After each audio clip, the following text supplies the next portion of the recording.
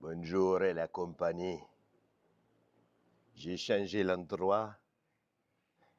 Le soleil va se coucher. Et moi, comme souvent, pour ces vidéos, il me réveille. Voilà, vraiment, je comprends pas ce qui se passe. Je ne comprends pas ce qui se passe. C'est pas grave. Il faut vivre sa vie comme elle se présente. J'ai les petites oreilles rouges parce que le soleil me fait les petites oreilles la souris.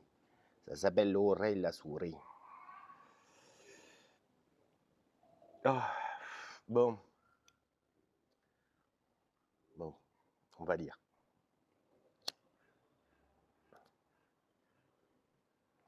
Mais je comprends pas, normalement on lit le soir dans son lit. Ah non.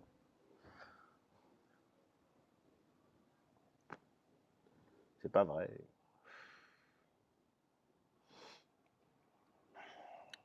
Ben, donc, Emmanuel Pagano, n'est-ce pas? Alors là, il y a une voiture. C'est une pétrolette, je sais pas, ça fait un bruit, on dirait les années 50.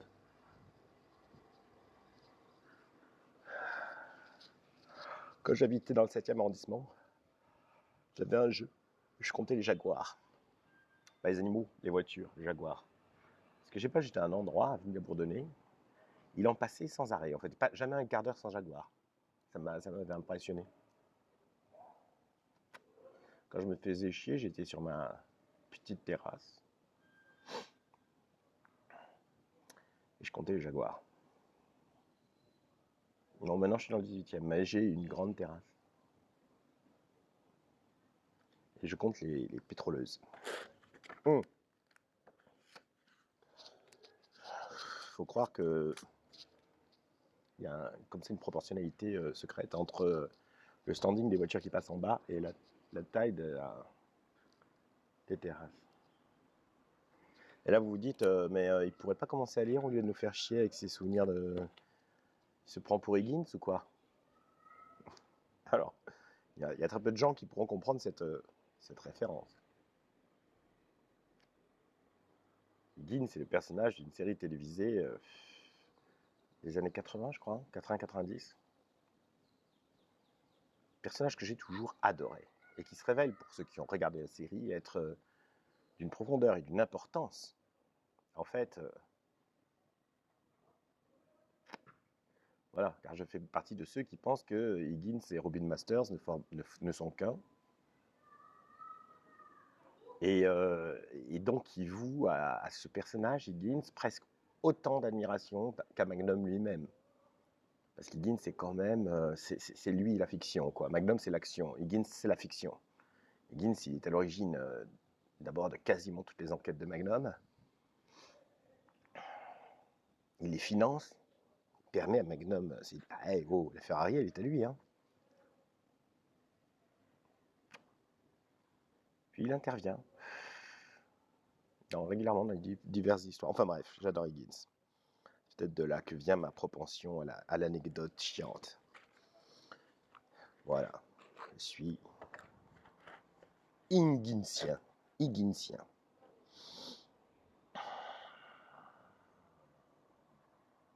Alors, on en était où? Nous sommes partis pour un petit week-end à deux. Nous nous connaissions à peine, et déjà il me demandait de signer en bas des cartes postales qu'il écrivait à ses proches, ses amis, à sa vieille maman chérie.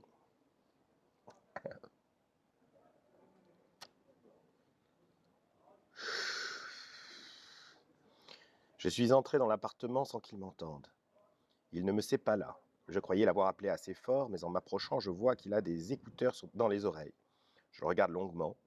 Il fait des choses de quand on est seul. Des choses de rien, comme du rangement dans la cuisine, en fredonnant et en frétillant. Alors moi, quand je suis seul, je ne fais pas, je ne range pas. Moi, je range toujours avant de ne pas être seul. Ah là là. Et quand je range, ouais, non, je suis pas un pro du rangement. Elle était au téléphone, dans la rue. Elle marchait lentement, avec maladresse, comme sous une petite ivresse. Elle était distraite et triste à cause de sa conversation, une conversation difficile, éprouvante. Elle pleurait maintenant, elle était en train de rompre. Je l'ai suivie, je l'ai écoutée. Elle ne s'est aperçue de rien, tout occupée qu'elle était à quitter cet homme invisible, qu'elle disait pourtant aimer encore. Quand elle a raccroché, je lui ai proposé un paquet de mouchoirs. Oh putain, le rapace, le rapace. Puis j'adore le coup de tout occupée qu'elle était à quitter cet homme invisible qu'elle disait pourtant aimer encore. Mais c'est bien là, il y a une sorte de périphrase intégrée qui montre à quel point jamais personne n'a cru cette histoire. Je te quitte, mais je t'aime encore. Mais non. T'as attendu de vraiment plus m'aimer pour me quitter. En fait, t'as attendu d'avoir quelqu'un d'autre. C'est pour ça que le mec est un peu, en plus d'être un rapace, un peu un couillon. Quand t'as une fille en train de quitter un mec, elle a déjà le remplaçant, elle va rejoindre le remplaçant, mon gars.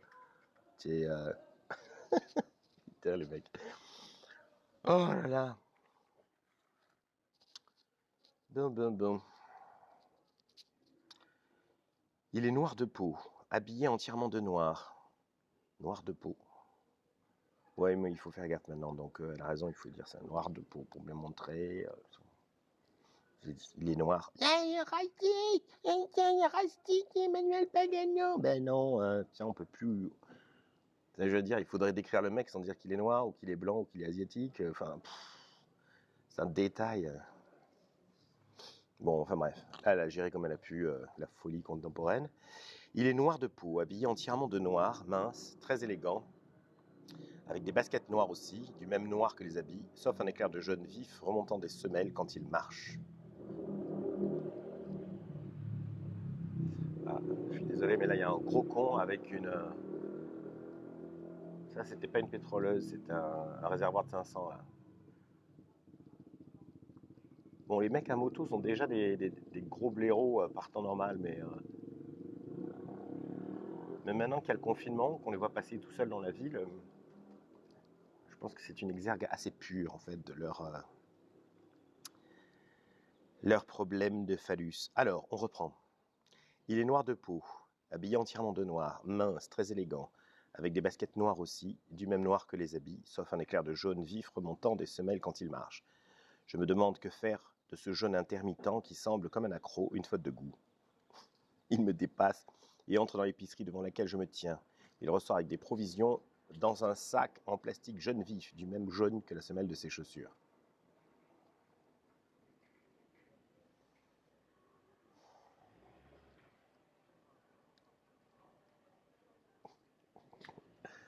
Ah putain, tu passes l'ENA dans la rue en fait.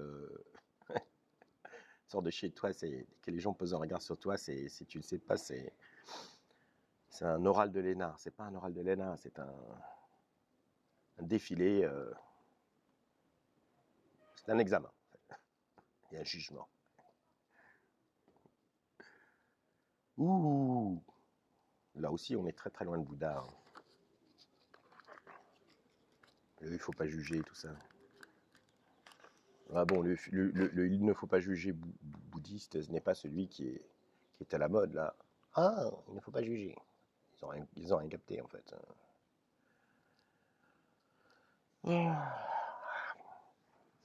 Il ne faut pas juger bouddhiste, il est lié à l'impermanence en fait. L'impermanence, entre autres.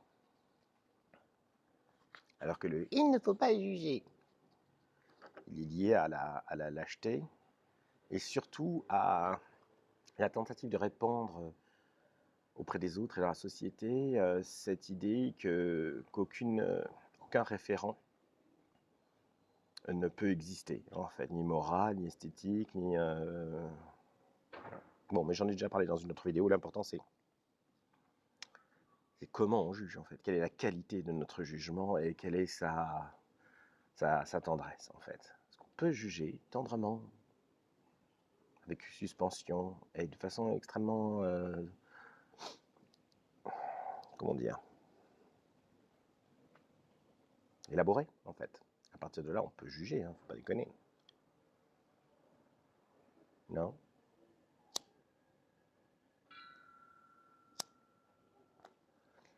Et là, je me sens jugé et condamné par tous ceux qui pensent qu'en fait, il ne faut pas juger. Parce que j'ai dit qu'on pouvait juger. Pourquoi je mérite d'être jugé?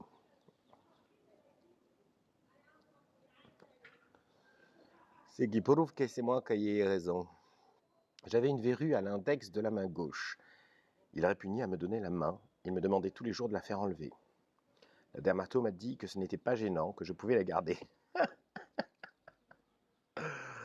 Il faut changer de dermato. J'ai insisté pour qu'elle la brûle. Elle est devenue une drôle de chose ratatinée, toute blanche puis brune, et elle est tombée. Je n'avais aucune trace, aucune cicatrice. Quelques semaines après, il m'a pris la main pour m'annoncer qu'il venait de rencontrer quelqu'un d'autre. Le soir même, un petit bourgeon est apparu au même endroit et, lentement, jour après jour, ma verrue d'origine est revenue. Il est beau ce fragment, hein. Il est beau. Il est beau. C'est beau ça. Pour moi, c'est ça. Du Pagano, c'est ça. C'est ça, du Pagano. Hein, c'est comme quand on mange un plat et puis on le reconnaît à certaines fois en fait. Bien, bien. Quoi, ça, c'est du bon Pagano. C'est même pas du Pagano, c'est du bon Pagano. C'est du Pagano. Bon. Ouais, bon, qui lui demande d'enlever sa verrue, c'est un peu normal. Hein. Faut qu'elle arrête de déconner. Vieux quand même comme je suis. Voilà, oh. Ouais, arrête de dire n'importe quoi.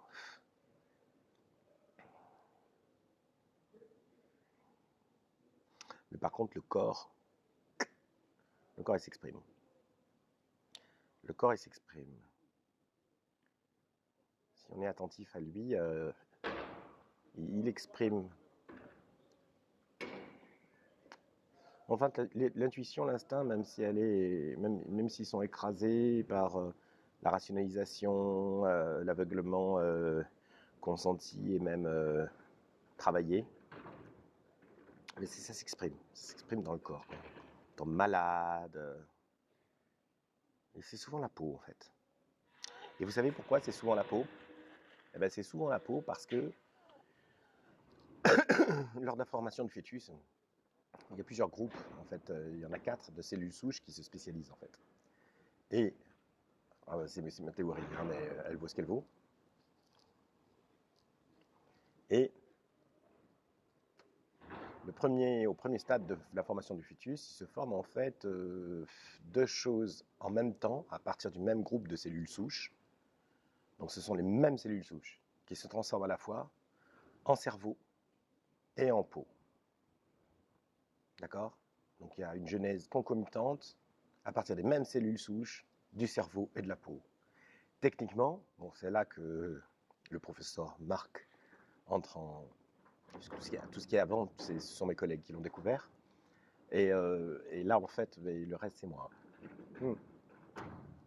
Et donc, moi, je pense qu'en fait, la peau et le cerveau, c'est la même chose. Et qu'on a un cerveau dans la boîte crânienne, quoi. Mais en fait, on est enveloppé de notre cerveau. C'est notre peau, c'est notre enveloppe. Et ils sont absolument, c'est pas qu'ils sont connectés, ils sont de la même... Et c'est pour ça, en fait, que... Je sais pas, on se frotte contre un mur, ça fait rien. Et par contre, quelqu'un nous caresse et... techniquement, c'est ça a le même effet, la même intensité mécanique, en fait. Alors, vous voyez le genre, quoi. Et là, ça peut faire quelque chose de très, très fort. Parce que, bon, enfin, tout le monde sait à quel point la peau, c'est puissant, en fait. Hein. Voilà. Et dans les relations humaines, alors là, et les relations amoureuses, évidemment. Avoir quelqu'un dans la peau, under the skin. Bon, le langage, lui, il est au courant. Hein. Il est au courant depuis le début. Lui aussi, il essaie de parler. C'est lui qu'on écoute le moins, en fait, le langage, quand il essaie de parler, ce qui est quand même un comble. Mais bon, le corps aussi, il parle. Donc cette histoire de verrue, là, elle est vraiment top. Hein. Alors, elle est difficile à définir. Elle est difficile à définir, cette tristesse comme une poussière reprenant sans cesse toute la place dans mes pensées, dès que je cesse de m'agiter. Ce n'est pas vraiment de la tristesse, plutôt quelque chose d'oppressant, qui rend la respiration inconfortable, les gestes difficiles et les après-midi interminables. Ce n'est pas une sensation franche, elle n'est pas si terrible, elle est même parfois supportable. Je m'y fais certains jours, elle est juste un peu trop collante. Je vis avec elle depuis que je ne vis plus avec lui. Putain.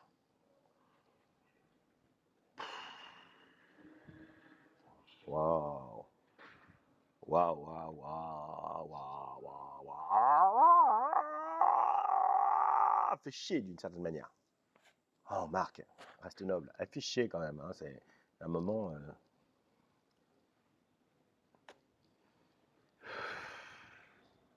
Moi, j'ai identifié 2 stades importants de la tristesse. C'est toujours le professeur Molk qui parle. Alors, vous allez voir, vous allez vous dire. C'est bon, hein, tout le monde ici, hein. Tout le monde ici pour tristesse. Tout le monde ici que c'est que c'est, hein, un peu nous apprendre à faire caca de la tête, hein. Eh ben, si. Eh oui. Alors, le premier stade, c'est la tristesse. C'est la tristesse. C'est vraiment la tristesse, quoi. La perte, le. Et puis, il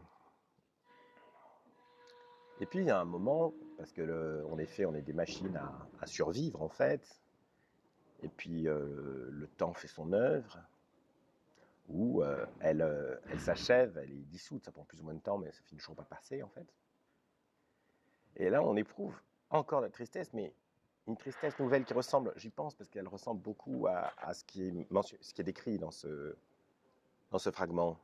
Et en plus, elle dit elle est difficile à définir cette tristesse comme une poussière reprenant sans cesse toute la place dans mes pensées dès que je cesse de m'agiter. Ce n'est pas vraiment de la tristesse, plutôt quelque chose d'oppressant. Et donc le deuxième stade de la tristesse, c'est qu'il y a un moment, en fait, où on sent que la tristesse est partie, que le chagrin est terminé. Et là intervient une deuxième tristesse, la tristesse de ne plus être triste, qui est réelle. Hein. C'est-à-dire qu'en fait, c'est le chagrin du chagrin évanoui. C'est un truc de fou, en fait. C'est fini, en fait, on n'a plus de chagrin. Mais on éprouve vraiment, un de mes amis dirait, un sentiment océanique qui est de l'ordre de la tristesse et qui consiste à éprouver de la tristesse, que ce chagrin soit passé, en fait. Parce que c'est quand le chagrin est terminé que l'histoire est vraiment terminée. Mais en fait, c'est faux. C'est quand la tristesse de la tristesse est terminée, quand le chagrin de ne plus éprouver de chagrin est passé, que l'histoire est vraiment terminée, quoi. Enfin bref, voilà, il y a une sorte de bégaiement du chagrin, mais pas autant, quoi, en fait. Il y a une sorte de ricochet, en fait. Alors, je ne sais pas s'il y a un stade 3, un stade 4, mais je sais au moins qu'il y a 2 stades, en fait. Et voilà. Ah, je sais pas. Chez vous, ça fait ça ou pas? Ou il n'y a que chez moi que ça fait ça? On ne sait pas. Est-ce que ça fait ça uniquement chez ceux ils ont les petites oreilles de la petite souris? En plus, ça brûle, ça fait mal. Ah, on ne sait pas. Je ne sais pas, Marc. Peut-être tu es pas normal. Mais non, il pense que je suis normal. Peut-être un peu trop sensible.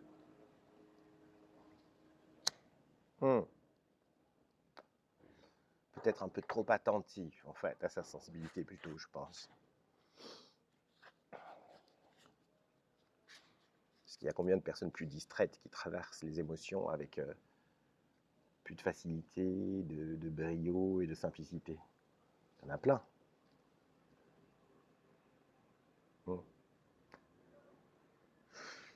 Ils nagent dans la merde sans réfléchir au fait que c'est de la merde. Ils nagent, ils veulent arriver à l'autre bout. Ça ne se pose pas la question de la qualité de l'eau.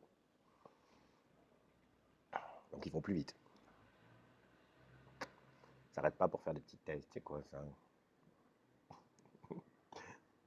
Quel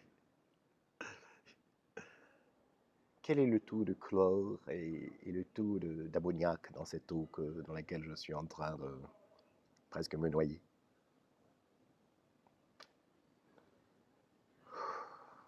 Bon, tous sur Terre pour une raison. Ok? Voilà. Et moi, c'est peut-être ça, peut-être la raison pour laquelle je suis sur Terre. M'attarder à la qualité de l'eau. Je sais pas, on le saura un jour. Elle a une peau à moustique. Hier, au bord de la rivière, elle s'était entièrement badigeonnée de citronnelle, mais ils ont trouvé une place, une étroite bande, au-dessus du pied gauche qu'elle avait dû oublier. Les boutons lui font comme un bracelet de cheville.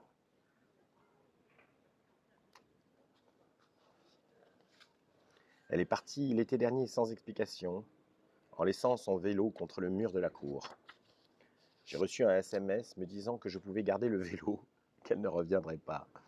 Je n'osais pas y toucher. Le mur de la cour est formé de gros blocs de pierre calcaire beige dont les jointures étaient creusées par le temps. La poignée gauche du guidon était coincée dans une de ces fissures. J'ai fini par l'enlever à la demande écrite de la copropriété. Lorsque j'ai retiré la poignée, libéré de son attache, le vélo me semblait lourd. Je l'ai rangé dans ma cave et je suis retourné voir le mur. Je n'ai pas retrouvé l'exacte fente par où le guidon permettait au vélo de tenir debout. Il y en avait trop, beaucoup trop de failles crayeuses dans ce vieux mur. J'ai eu envie d'y glisser des petits papiers sur lesquels j'aurais écrit mon vœu le plus cher, le même sur tous, faites qu'elle revienne. Ce mur dans la cour de mon immeuble ressemblait en plus petit, en plus ordinaire, au mur occidental de Jérusalem, le Kotel, dans lequel on insère un petit papier contenant une prière. J'ai préparé des dizaines de supplications et je suis allé sertir tout le mur de ma douleur pliée. La semaine dernière, le syndic a fait faire des travaux et le beau mur ancien de la cour a été recouvert d'un enduit qui a bouché toutes les crevasses. Putain, c'est génial, c'est génial. Alors là, c'est les racailles qui se... Je sais pas si vous les entendez, qui s'interpellent. Waouh.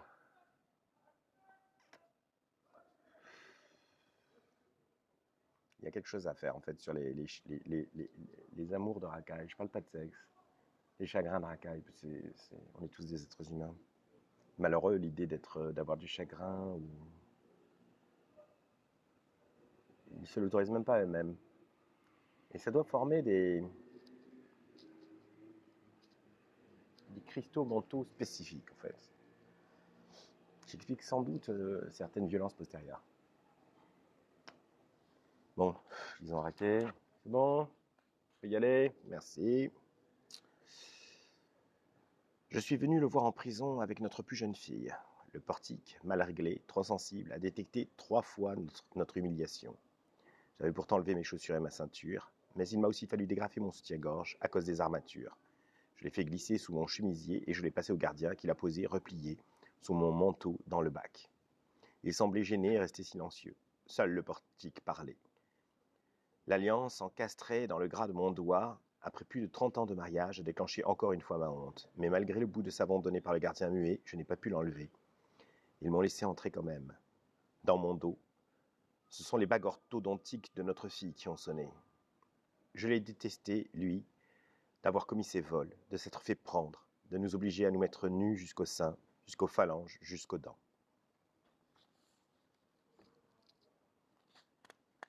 Eh ouais.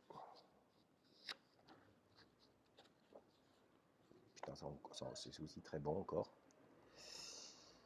Elle s'est vengée de mon infidélité en révélant à tout le village quelque chose de très intime, un secret de mon corps qui me fait honte et qu'elle seule connaissait, parce qu'elle seule me connaît vraiment. Personne, sauf elle, n'avait jusque-là remarqué ma petite anomalie humiliante, pas même ma maîtresse, si peu attentive, si peu familière.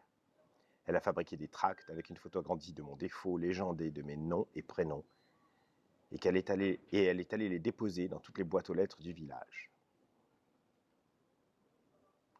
Ouh.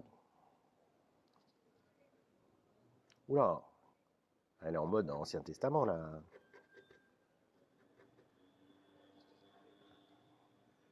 Je sais pas, je vais pas lui faire honte, hein. Je respecte les gens qui se vengent.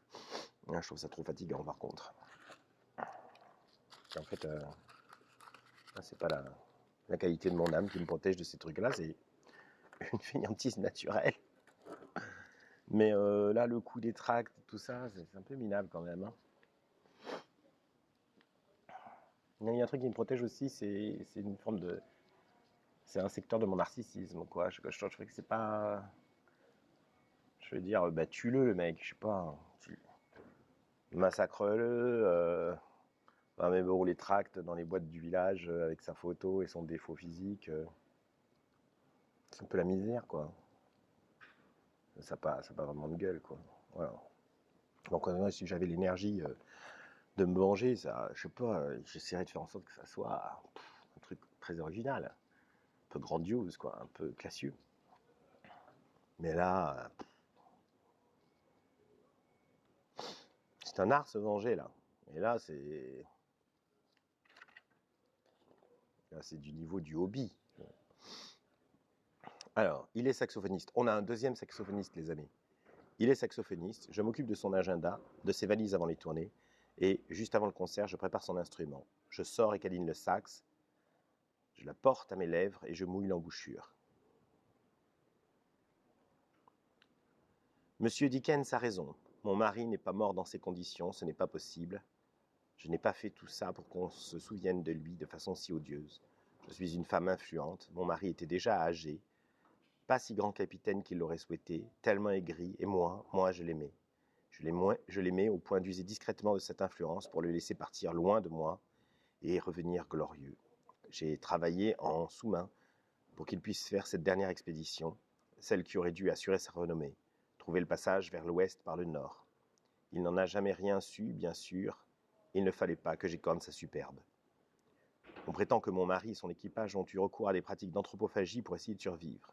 Charles Dickens, mon ami, l'éminent écrivain dont nous connaissons tous le sérieux, a réfuté ces rumeurs répugnantes. Je me range à son avis. Je n'admettrai jamais de telles ignominies, même le jour où il faudra me mettre à l'évidence. Je ne l'admettrai jamais, parce que c'est moi qui ai rendu possible cette expédition, cette abomination. Bon, là, il y a une référence que j'ai ratée. Donc, bon, là, c'est inventé, nécessairement, je pense. Donc, en fait, je me suis planté sur le livre. Il est pas dans la veine documentariste de façon stricte, hein, malgré ce qui a pu en être dit. Oh, il n'y a pas longtemps, avant le confinement, je vais à ma galerie parce que l'exposition était déjà accrochée. Et à Château d'Eau, qui je vois dans la rue à 10 mètres de moi, Emmanuel Carrère. Et alors, je lui avais parlé à un moment, mais c'était en 2006. Et bon, je savais qu'il ne pouvait pas se souvenir de moi. Et 3 mètres avant de le croiser, je lui dis « Bravo, monsieur Carrère ». Alors il s'arrête, il me serre la main, et je lui dis bah, écoutez, c'est très étrange, parce qu'il y a 2 jours, je parlais avec vous, je parlais de vous avec ma fille, en lui conseillant de lire l'adversaire, ce qui était vrai. Et donc il était un peu surpris, il m'a dit merci, et je lui ai dit pas de problème. Et je me suis senti un peu con, parce que bon, il fallait que j'y aille, il fallait qu'il y aille, c'est bon. Et donc je lui ai dit, bah, continuez, comme s'il allait arrêter en fait. Le mec de Limonov et tout, c'est comme s'il allait arrêter, quoi, genre, c'est bon. Et donc je lui ai dit continuez, mais bon, il avait l'air, il était content. Et voilà. Et puis il est reparti. Et après, je me suis aussi dit, c'est complètement débile, donc continuer, c'est complètement n'importe quoi. Et juste après, je me suis dit, bon, mais j'ai vu qu'il était content, en fait. Et voilà. Comme il a un petit caractère, quand même, Emmanuel Carrère, hein, un peu connu. Et donc, je m'étais rendu compte, quand même, que dans le court échange que j'avais eu, enfin, ça collait avec ce que j'avais entendu dire. Je me suis dit, putain, je lui ai fait plaisir. Alors que il est plutôt revêche, en fait, le mec. Plutôt revêche, je veux dire, avec plutôt un peu dans la, pas revêche, mais plutôt dans la superbe, quoi. Et là, en fait, je crois que mon compliment dans la rue, là, l'accueilli, il a eu pendant un moment un air naturel et simple. Ouais, c'est ça. Et je me suis dit, ça c'est bien, je pense. Bon, tout ça, c'est un délire, hein. C'est bizarre, hein, ce truc-là. Enfin bref, pourquoi je parle de ça? Parce que bah, c'est le. Alors lui, c'est le Jude du documentalisme. Et, euh, et il le fait très très bien, hein. Voilà. Mais donc Pagano, Emmanuel Pagano, il y a du documentarisme, mais pas seulement donc, hein. Pas possible, cette histoire de Charles Dickens, ça fait sortir le roman du genre, en fait, enfin de la pureté de ce genre, et c'est très bien, parce que c'est un peu chiant quand... non, ça peut être génial, un genre totalement pur. Enfin bon, bref, il faut que j'arrête de dire tout et son contraire avec un air certain et autoritaire, parce que je ne sais rien. Je ne sais rien. Ce qui me fait penser à autre chose, les commentaires, maintenant je commente les commentaires. Ah, on a atteint un bon niveau là en termes de gros n'importe quoi. C'est mon père. Mon père m'a expliqué qu'il y avait 3 choses extrêmement difficiles à dire dans la vie. En fait. Et il dit oui, c'est-à-dire. Et alors? Il m'a dit bah, tu reconnaîtras les gens qui sont, les personnalités qui sont vraiment puissantes, au fait qu'elles sont capables de dire ces 3 choses, ou une. Enfin, en tout cas, si tu rencontres quelqu'un qui est capable de dire les 3, je veux dire sincèrement, tu sais que tu es en face d'un badass, quoi. Je dis, ouais, du coup, il m'avait tellement teasé, je lui dis, mais alors, c'est quoi ces 3 choses c'est quoi? Riri, Fifi, Loulou, c'est quoi? Il m'a dit, non, c'est pas Riri, Fifi, Loulou.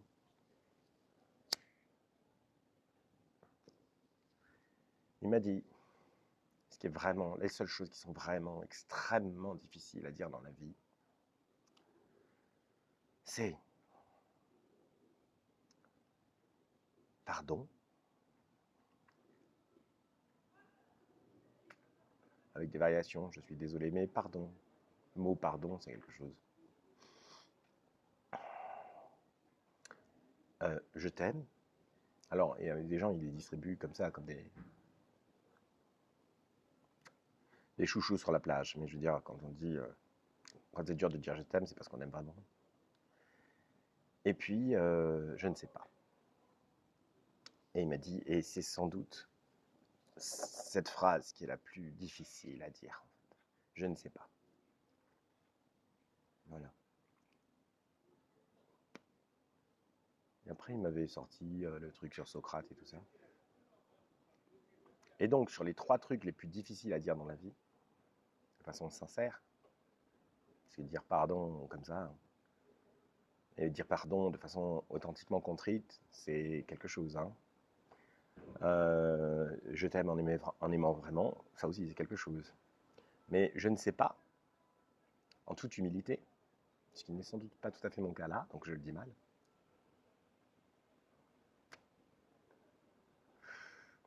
Il m'avait dit sur ces 3 choses extrêmement difficiles à dire, c'est la plus difficile à dire, à bien dire. Alors je vais essayer de... Là j'ai dit je ne sais pas, mais à moitié quoi en fait. Il faut que je dise vraiment je ne sais pas. Ben, je ne sais pas, je ne sais pas. J'y arrive pas parce que je crois que je sais certaines choses. Je manque d'humilité. Mmh.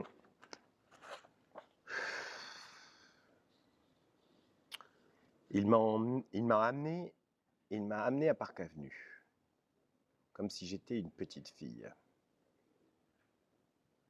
Non, on amène une bouteille, on emmène quelqu'un. Ouais, non, on n'amène pas une petite fille, c'est une personne la petite fille, mais je vois. Bon, allez, on va autoriser l'emploi de amener. Il m'a amené à Parc Avenue comme si j'étais une petite fille. Il voulait me faire partager des souvenirs. Je ne crois pas que ça se partage, la mémoire, l'enfance. Il me tient la main, ému, dans ce parc d'attractions daté, construit à la place d'un vieil aérodrome, sur un plateau sans herbe, au milieu de nulle part et en plein cagnard. Je ne ressens rien, je l'ai juste accompagné dans cette solitude. Le vent sable les corps, la chaleur sèche est un prétexte à pleurer tout ce Far West décrépit, abandonné au petit commerce.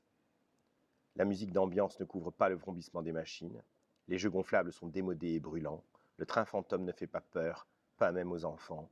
La patinoire est en téflon, la piscine n'est qu'un mirage irritant la peau. On voit encore au sol les marques pour l'atterrissage des avions.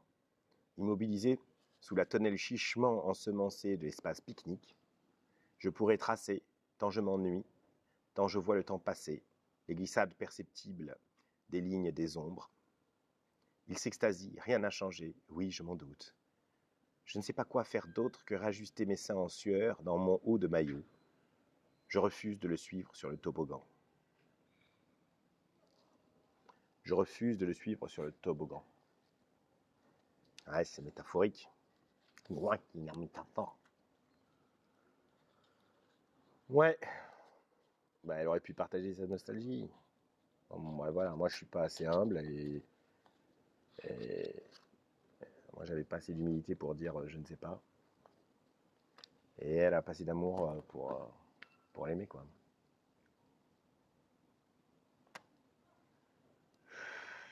C'est vrai. Ça sert à rien de culpabiliser les gens qui n'aiment pas en fait. Les pauvres.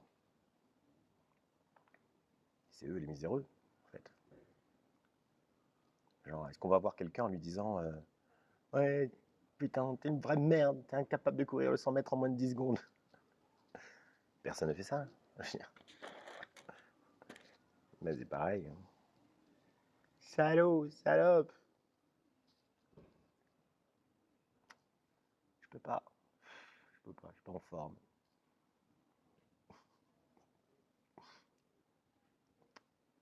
Bon, voilà. Quand je vois mes oreilles comme ça, je pense à une vieille théorie que j'avais et que je crois réelle, parce que j'aime croire à mes délires, qui est que, en fait, Vincent Van Gogh s'est coupé l'oreille pour des questions de composition dans ses autoportraits. Je pense qu'avec l'ondulation de sa touche, là, ce côté sarment, en fait, ce côté pied de vigne, en fait, parce que la touche de Van Gogh, c'est quoi hein ce que Arles lui a apporté, la ville, Arles. Pas seulement la lumière, tout le monde est là. La lumière, le soleil d'Arles et du sud de la France. Oui, d'accord, ok. Ok. Bon, moi, ce que je crois que ce que Arles lui a apporté, ce sont les pieds de vigne. Et donc, tout le monde est là aussi. Les champs, le blé, le tournesol chez Van Gogh, les iris. Mais il y a quelque chose qui a fait très attention à ne pas peindre, c'est la vigne. Parce que je pense qu'il a tout peint comme de la vigne. Et il a vraiment tout peint comme de la vigne. Et donc mon idée, c'est qu'à un moment, il faisait ses autoportraits, il s'est rendu compte à chaque fois qu'il tombait sur un problème avec son oreille là, qui sortait. Et comme il n'arrivait pas à régler le problème en peinture, il s'est coupé l'oreille. Voilà, il s'est coupé l'oreille. Et alors je ne sais plus, j'ai pas vérifié si c'était avant ou après le portrait de Saint-Rémy, qui est le plus beau, là, le bleu qui a Orsay. Mais en tout cas, il n'y a plus le problème de l'oreille sur le portrait de Saint-Rémy. Donc voilà, c'est ça ma théorie. Il a réglé le problème en retouchant le modèle, en fait. Parce que cette oreille là, était ingérable par la dynamique de en pied de vigne de sa touche. Et vous allez vous dire, mais le mec n'a rien à faire dans la vie pour penser à des choses comme ça, enfin, pour se consacrer à des théories pareilles. Ah, si, j'ai à faire ça, en fait. Hein c'est chacun, comme je le disais tout à l'heure, chacun a sa mission, ici-bas. Ah, moi, c'est ça. Voilà, et je suis certain que ce que je dis, bah, c'est ce qui s'est passé. Ben, allez, je vais prendre mon petit déjeuner. Je sais vraiment pas ce que j'ai là à dormir tout le temps. Comment bah je crois que je rattrape du sommeil, beaucoup de manque de sommeil. Mais à l'échelle des années, quoi. Je crois que j'ai arrêté de bien dormir en 2011, en fait. Ouais, je crois pas, je le sais. Fin mai 2011. Depuis fin mai 2011, je dormais mal. Et depuis qu'il y a le confinement, je rattrape le coup, quoi. Et quand je dis mal, c'est très très mal, en fait. Et voilà. Donc, ben, je vous embrasse tous. peut plus embrasser personne.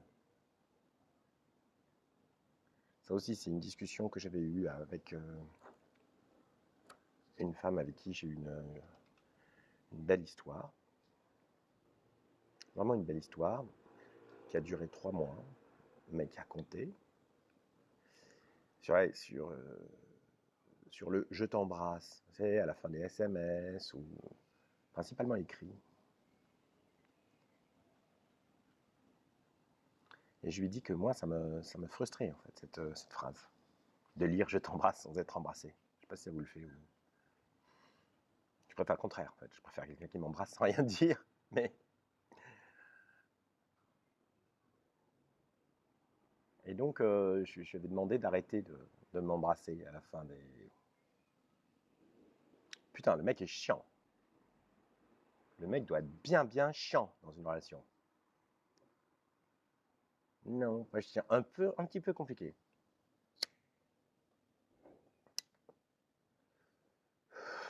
Mais toujours honnête. Voilà. Donc globalement, je me crois assez rare à tout point de vue. Dans les défauts comme dans les qualités que je déploie, au sein de toutes les relations humaines, de quelque type qu'elles soient, que j'entretiens avec les gens. Bon, donc je m'aime un petit peu. Et en soi, c'est une victoire.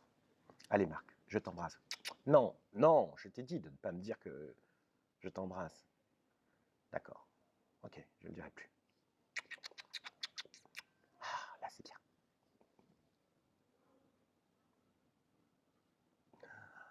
J'arrive pas à fermer ce truc, putain. Comment on le ferme?